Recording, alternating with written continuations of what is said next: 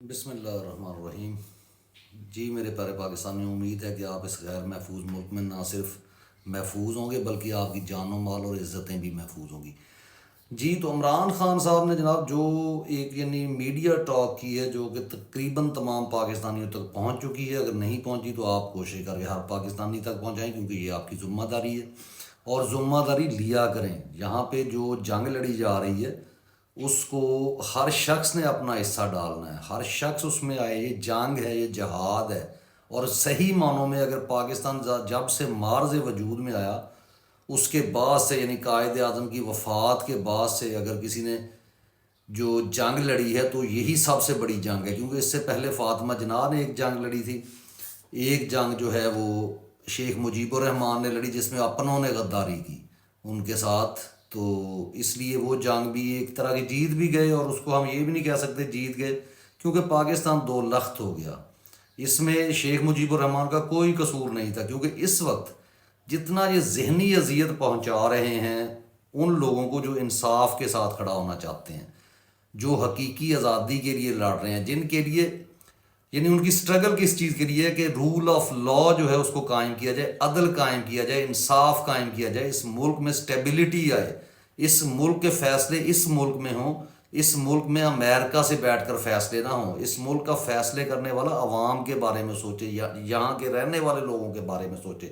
ہم بڑی باتیں کرتے ہیں، ڈاکٹر اسرار صاحب یا دوسرے ہم بادشاہت کے خلاف بولتے ہیں، ڈاکٹر اسرار صاحب کا میں نے ذکر کر لیا، بہت سارے علماء کرام جی بادشاہت ہے، یہ ہے اسلام میں خلافت ہوتی ہے، جمہوریت نہیں ہوتی، فلاں ہوتی ہے، ہر شخص جو ہے جہاں پہ اپنا اپنا فلسفہ جھاڑتا آیا ہے آج تک اس ملک میں، اور یہ سوچنے کی کسی نے کاوش ہی نہیں کی کہ اس ملک کے اصل مسائل کیا ہیں۔ اصل مسائل یہ نہیں ہیں کہ آپ جناب کیا کر رہے ہیں کیا نہیں کر رہے، اصل مسائل یہ ہیں کہ آپ اپنی قوم کے لیے کیا کر رہے ہیں، آپ اپنے ملک کے لیے کیا کر رہے ہیں، آپ کیسے جی رہے ہیں۔ اگر آپ کے لیے بادشاہت آپ کے شہریوں کے لیے مفید ہے تو آپ بادشاہت لے کے آ جائیں جناب۔ اگر آپ کے لیے جمہوریت ہے بہتر تو جمہوریت کو ریئل سینس میں، نہ ایسی جمہوریت نہیں کہ نام جمہوریت کو، اور پیچھے جو ہے جناب آصم منیر صاحب اور اس طرح کے جتنے جرنلز آئے ہیں، اب نام لینے کا وقت آ گیا ہے۔ عمران خان نے اگر نام لیا تو اس کا لیا ہے، وہاں پہ فوج کا کیا مطلب ہے؟ کوئی بھی شخص اگر ایماندار ہوگا تو وہ جناب جو ہمارے بہت سارے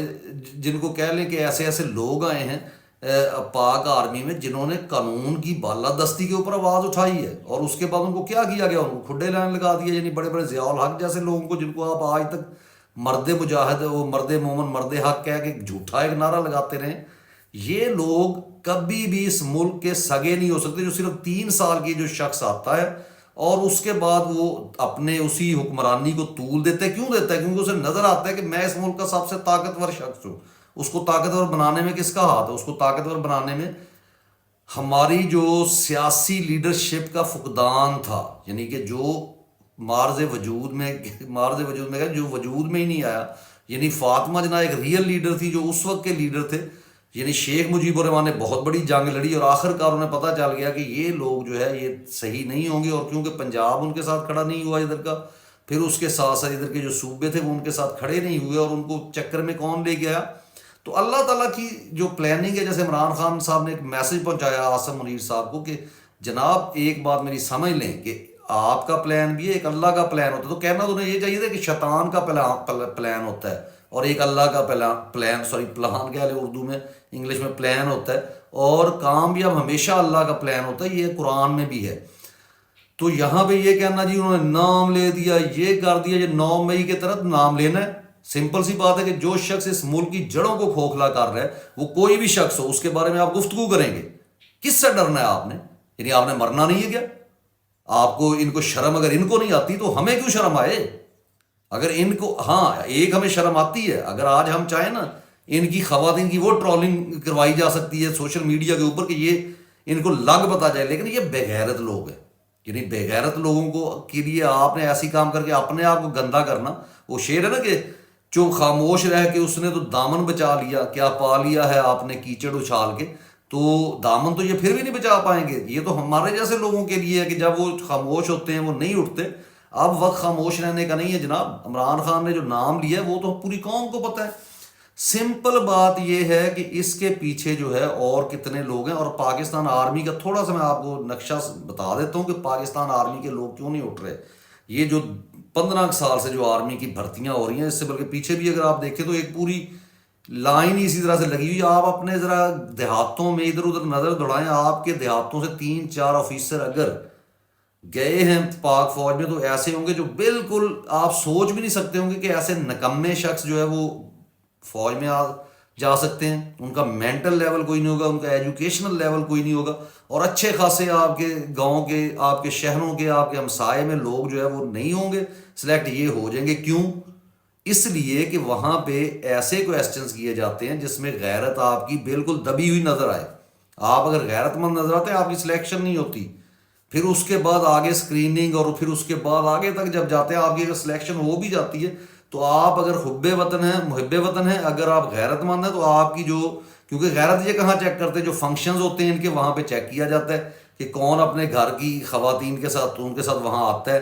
کس کی بیگم کو پتہ ہے کہ جناب یہ شراب پیتے ہیں، وسکی پیتے، جیسے چاچو وسکی ہم نے نام تو نہیں رکھا، ان کی آرمی کے اپنے میجر عادل راجہ صاحب ان کو چاچو وسکی اگر نام لے کہتے ہیں تو ایک وسکی پینے والا شخص جس کی state of mind he stable نہیں ہے. اور یہی وہ لوگ ہیں جو آج تک شہ دیتے رہے ہیں فضل الرحمان جیسے لوگوں کو اور دوسروں کو کہ عمران خان کو جناب شرابی، اس کو جو ہے آپ یہودی ایجنٹ کہہ کر بلائیں. اور حالانکہ سب سے بڑے یہودی ایجنٹ بھی یہ خود ہیں، سب سے بڑے شرابی بھی یہ خود ہیں. عمران خان تو یہ کہتے رہے اب ٹیسٹ ہو گیا ان کا، اب ذرا ان کو میں چیلنج کر کے کہتا ہوں کہ جب اتنی آوازیں اٹھ رہی ہیں تو آصم منیر صاحب کو چاہیے کہ اپنا میڈیکل ٹیسٹ کروا کے دکھائیں. لیکن یہ وہ لوگ ہیں جناب جو سمجھتے ہیں کہ ہم عدالت سے بہت اونچے لیول پہ ہیں، عدالتیں بھی ہم کو نہیں بلا سکتی، ہم آئین سے بالا ہیں، ہم آئین کے تحت نہیں لائے جا سکتے. جب تک ان کی گردنوں سے یہ سریے نہیں نکالے جائیں گے تب تک آپ کے ملک میں انصاف نہیں ہو سکتا. یعنی عمران خان کو یہ چھوڑ دیں گے، کبھی سوچے بھی نہ. یہ عمران خان کو تب چھوڑیں گے جب ان کو پتا ہوگا کہ آپ انہیں گریبانوں سے پکڑ لیں گے.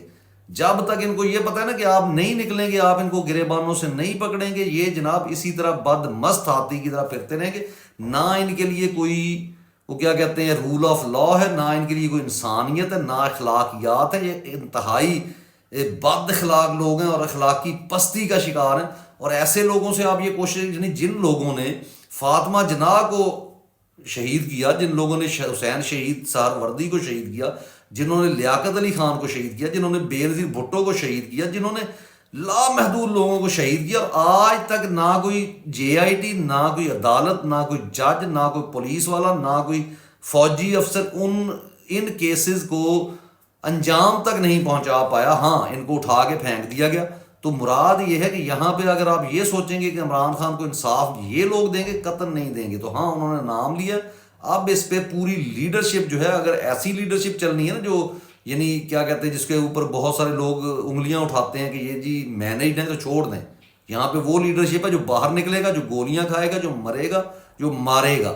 اس کے علاوہ جو لیڈرشپ ہے اس کو گھر جا کے بیٹھ جانا چاہیے. ٹھیک ہے، آپ کی باتیں اچھی ہوں گی لیکن آپ کی باتیں اسی وقت تک ہے جب تک کہ یہ لیڈرشپ. اور دوسری ایک چیز میں بتانا چاہتا ہوں، یہ بھی ان کے ذہن سے خناس نکلنا چاہیے کہ عمران خان کو، پہلی بات تو یہ کسی شخص کو، نہ مجھے، نہ آپ کو، نہ عمران خان کو، نہ کسی شخص کو یہ نقصان نہیں پہنچا سکتے جب تک اللہ تعالیٰ کا اذن شامل نہ ہو. اور اللہ تعالیٰ نے کہا کہ انصاف کے لیے کھڑے ہو، جو انصاف قائم کرنے کے لیے، عدل قائم کرنے کے لیے. اور اللہ نے یہ نہیں کہا کہ وہاں پہ زیادہ لوگ ہیں تو کھڑے نہ ہو، ہاں وہاں کہا کھڑے ہو.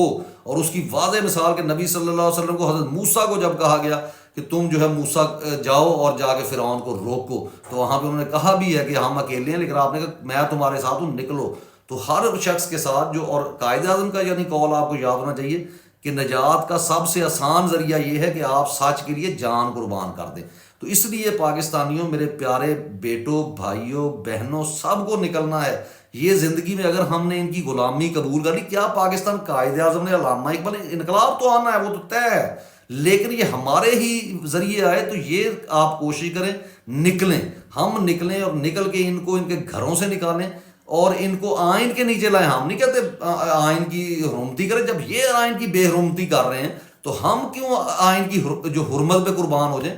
ہم اس وطن میں آئین قائم کرنے کے لیے قربان ہوں گے اور وہ اس کے لیے آپ کو اٹھنا ہوگا. کوئی آپ کی مدد کے لیے نہیں آئے گا. عمران خان کی مدد کو آپ پہنچیں گے، ورنہ اللہ تعالیٰ تو موجود ہے جس نے اس کو بچایا ہوا ہے. اب نکالنا کس نے؟ آپ نے وعدہ کیا تھا اپنے قائد سے کہ ہم آپ کا حساب لیں گے، آپ پر ظلم اگر ہوگا اس کا حساب لیں گے، جلسوں میں یہ آپ نے حلف دیا تو اپنے حلف پر پورے اتریں۔ تو اگلے وی لاگ تک کے لیے اجازت دیجیے۔ پاکستان زندہ باد۔